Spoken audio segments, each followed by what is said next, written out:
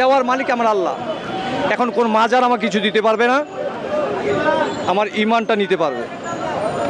সব দিবে আমার আল্লাহ। আপনি হাদিসে আসেন, চাই আসেন, অমুক আসেন, আপনি যেখানে মাজার নাই, যেই দেশে মাজার নাই, যেখানে না যেই দেশে মাজার নাই, তারা কি চলতেছে না? তাদের সুখ দুঃখ নাই, তাদের কি সর্বদলতা ব্যর্থতা নাই? তারা তো একটা স্রষ্টার মানে।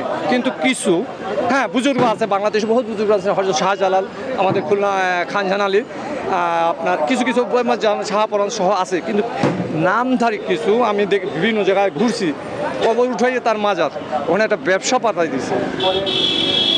আপনি এখানে কি বলবেন? এখন তার যদি রুহানি শক্তি থাকে, সবই তো বলে বাবার কাছে যাও, সব দিবে, সব দিবে, সব দিবে, জান্নাত বলে দিয়ে দিবে, মানে জাস্ট এরম বলে। তার সেক্ষেত্রে বাবাই ঠেকাক তারটা, আমরা ঠেকাবো কেন? শক্তি যদি থাকে। ক্লিয়ার? ভুয়া সঠিক সবই আমরা জানতে পারবো।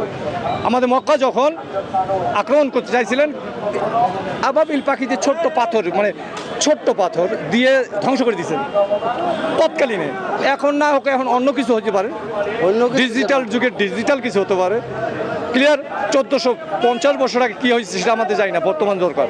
আমরা এখন বাংলাদেশি, নট বাঙালি। আমরা বাঙালি না, বাংলাদেশি। বাঙালি ওই খানকির পোলারা এসেছেন, যাবেন, ওরা অমানুষের বাচ্চা। যদি বলেন বাঙাল, আমরা পুরুষ, ওরা স্ত্রীলিঙ্গ। ক্লিয়ার? তবে আমরা বাংলাদেশি। তবে আমাদের ধর্ম যা হতে পারে, তবে প্রতিটা ধর্মের সম্মান দেওয়া উচিত। ক্লিয়ার? যে আমি হিন্দু হোক, খ্রিস্টান হোক, বৌদ্ধ হোক, বা আমি যে কোনো মতবাদের হোক, তাদের সম্মান দেওয়া উচিত। কারণ স্বাধীনতা সব দিতে, ধর্মের স্বাধীনতা দরকার। গণতান্ত্রিক দেশে আমাদের বাক স্বাধীনতা যেমন দরকার, ধর্মেরও স্বাধীনতা দরকার। এখন সেই স্রোতটাই কী করে? তুই যাইনি শুনেও যদি জাহান্নামে যেতে চাস, যা। ঠেকাবে কি আল্লাহ? আমরা কি ঠেকাতে পারবো? প্রশ্নই আসে না। আমরা কি জান্নাতি কিনা আমরা নিজেই জানি না। ক্লিয়ার আপনাকে? তবে আমার হিসাব আমার দিয়ে যেতে হবে। কারো সুপারিশ কাজ হবে না। কাউকে বলা যে অমুকের সুপারিশ ছাড়া বেচতে যাইতে পারে না, ভুয়া। এরা এক ধরনের দালালরা বলতেছে। কারণ আমার কর্মের হিসাব আমাকে দিতে হবে। আপনার সাথে অন্যায় করেছি, আপনি যদি না মাফ করেন, আমার স্রষ্টা মাফ করবেন। আল্লাহ ন্যায় বিচারক, আল্লাহ ন্যায় বিচারক। ওখানে দালালি চলবে না। ক্লিয়ার? আমি বলছি, আপনারা শান্ত থাকেন, বেশি বেশি আল্লাহর নাম বলেন। এই প্যাক প্যাক করে লাভ নাই। একবার যদি আল্লাহ বলেন, তখন অন্তত একটা নেকি আসবে। আর একটা নেকি কাল কিয়ামতে যদি থাকে, তাহলে একটা 10 দুনিয়ার জান্নাত পাবো। এটা হাদিসে আছে, মুরব্বিরা বলে। তাহলে আমরা সেটার উপর বিশ্বাস রাখি। আল্লাহ চাইলে বহুত কিছু দিতে পারেন, নীরবতা থাকে।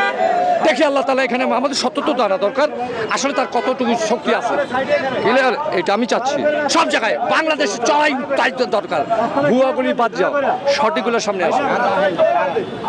কোনো চলবে না, দালালি চলবে না। কারণ এখানে এক ধরনের ব্যবসায় আছে।